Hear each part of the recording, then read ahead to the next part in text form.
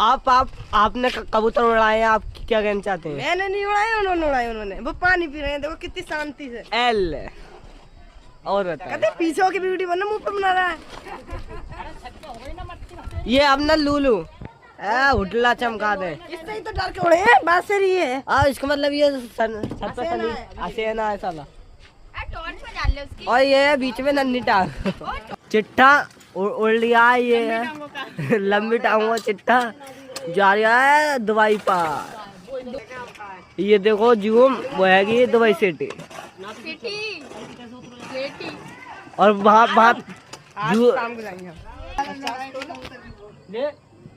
यल